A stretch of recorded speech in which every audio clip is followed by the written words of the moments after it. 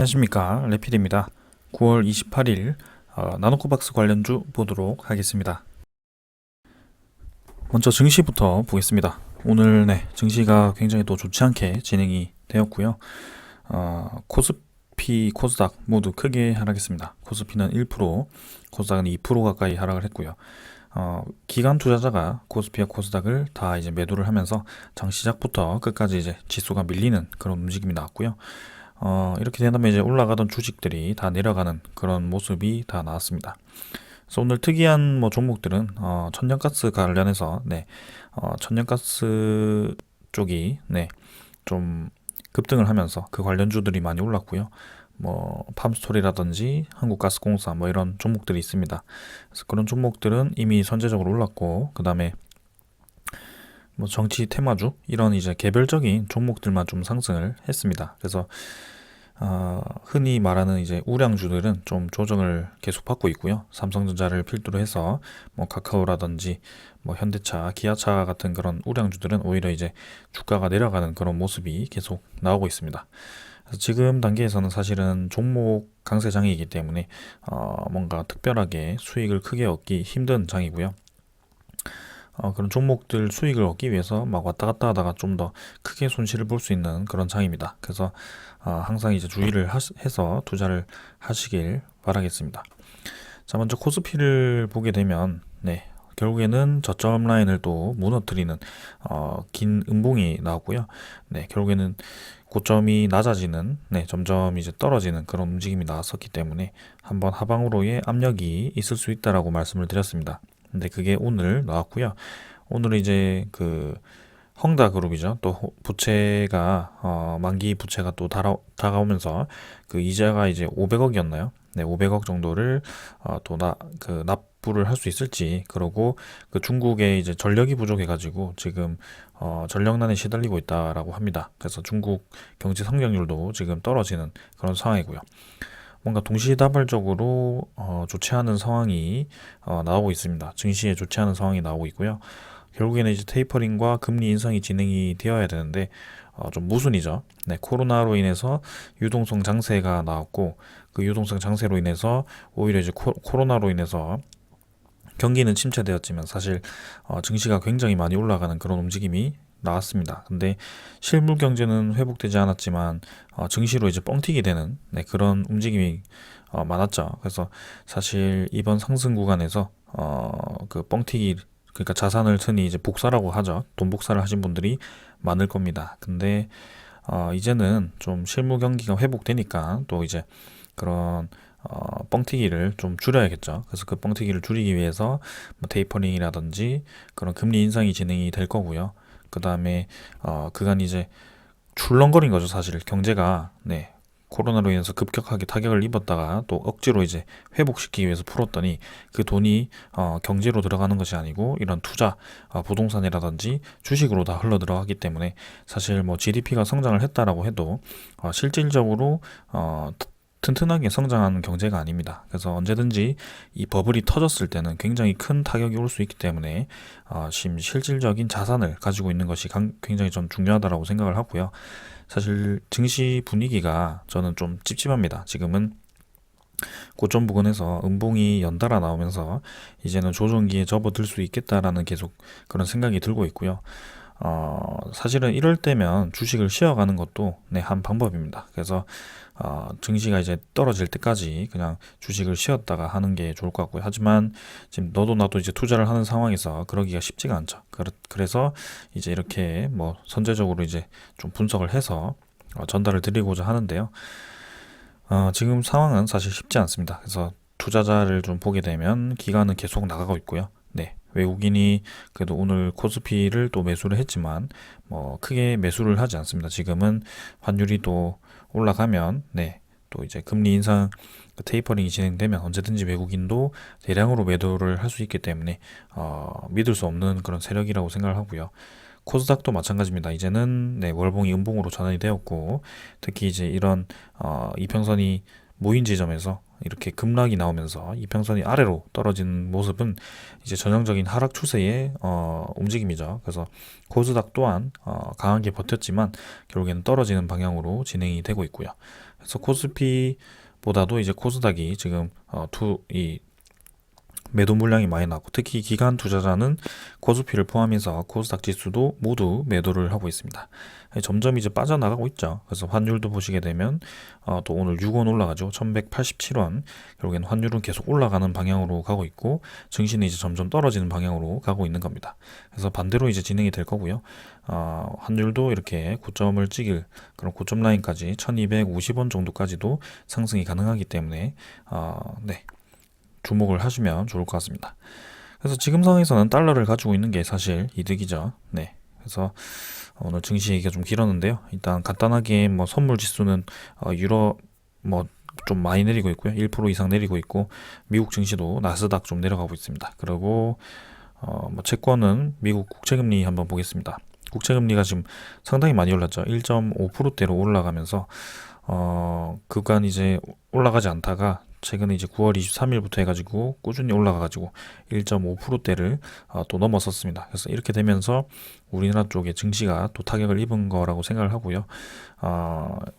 이전에도 1.8%대인가요? 2%대까지도 좀 상승을 했었는데, 지금 이제 금리 인상을 예상을 하고 좀 이렇게 다시 한번 반등을 하는 것 같습니다. 그래서 서서히 이제 주식 전체적인 주식 흐름이 좀 힘이 빠질 때가 되어 간다라고 생각이 들고요.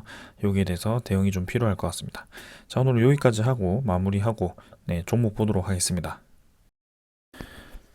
나누코 박스 관련주 HLB부터 보도록 하겠습니다. 오늘도 사실 뭐 큰 소식이 없었기 때문에 그냥 넘어가도록 하고요. 증시 전체가 사실 너무 좋지 않았기 때문에 이렇게 다 같이 그냥 하락하는 움직임이 나온 것 같습니다. 사실 이제 최근에도 지금 나누코 박스에 대한 승인이 지금 소식이 나오지 않고 지연되면서 또 HLB 그룹주들이 또 하락하는 모습이 나왔는데요.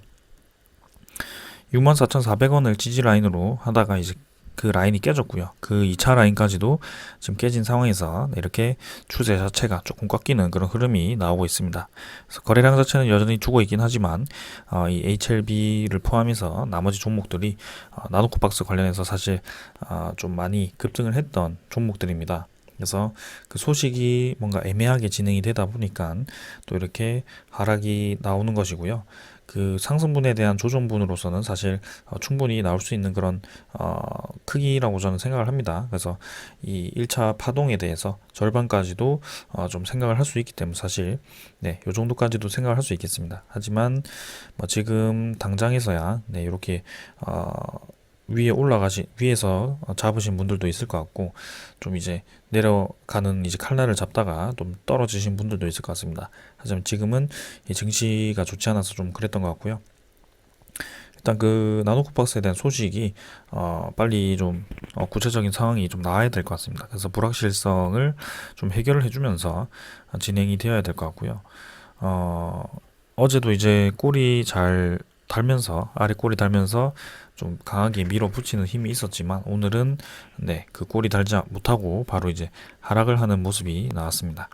그래서 일단 HLB는 지금은 지켜보는 것이 맞다라고 생각을 하고요. 보유자의 영역인 점을 계속 강조를 드리고 있습니다.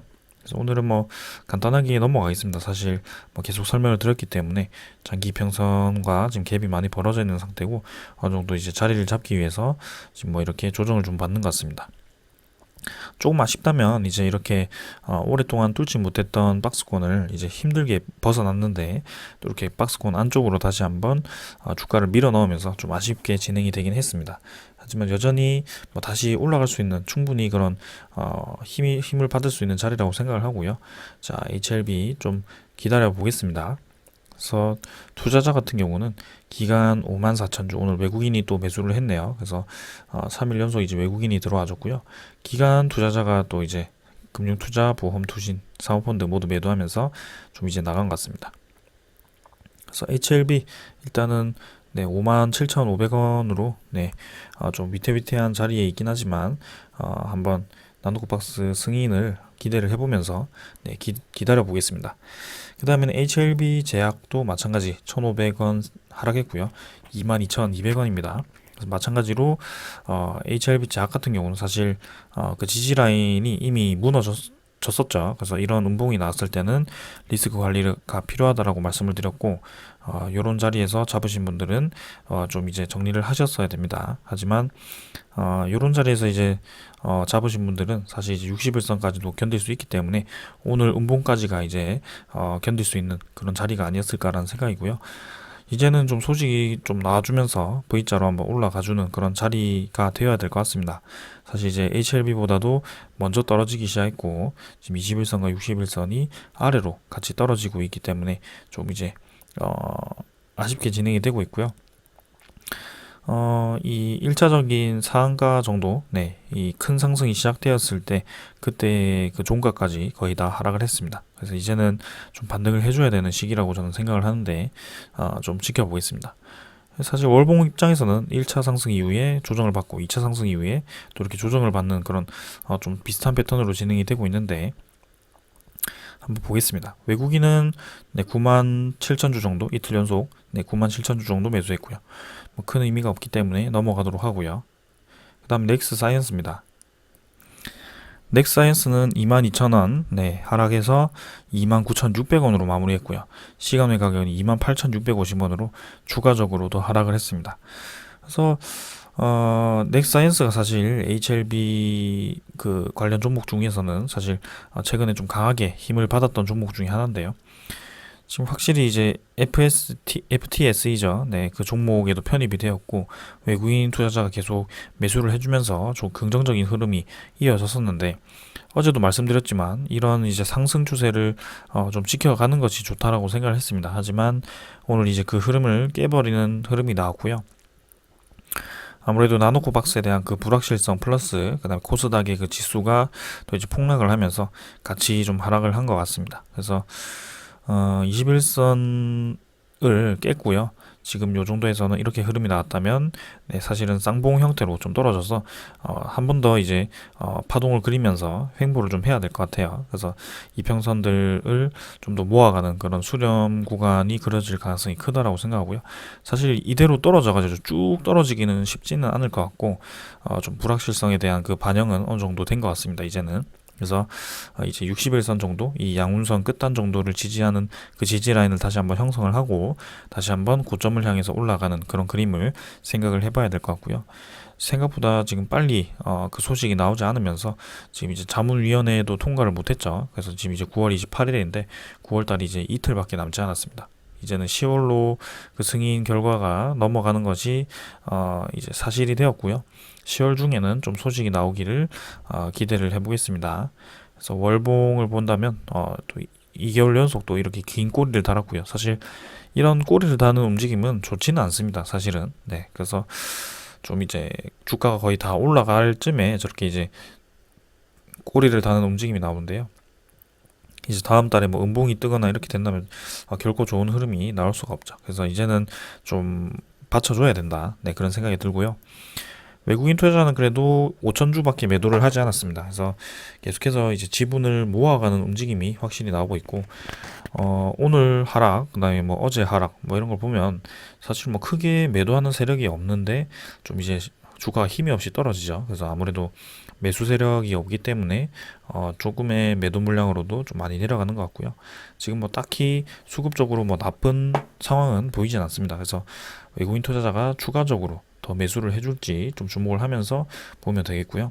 넥사이언스는 조금은 더 횡보를 해야 될 것 같습니다. 이제 2만원 후반대에서 3만원 초반대를 좀 더 자리를 잡다가 이제 한번 크게 치고 나가는, 그 다음 고점은 이제 요 정도겠죠. 35,000원 정도를 다시 한번 돌파를 해야 되겠죠. 그래서 오늘 요 정도로 확인을 했고요. 관련 종목들 전부 이제 약세를 띄었습니다. 나노코박스에 대한 그 불확실성 때문에 좀 약세를 띄었고요. 그 불확실성이 해결이 되고 실제로 이제 납품을 위해서 G3 BNT도 좀 인수를 한 상황에서 그 계약이 이제 수포로 돌아가지 않는다면 이제 그 가치가 확실히 이제 반영이 되겠죠. 그래서 이제 10월 달에는 좀 승인이 나기를 기다리면서 차분히 다시 한번 자리를 잡을 때까지 지켜보도록 하겠습니다. 자, 오늘은 여기까지 하고 마무리하겠습니다. 감사합니다.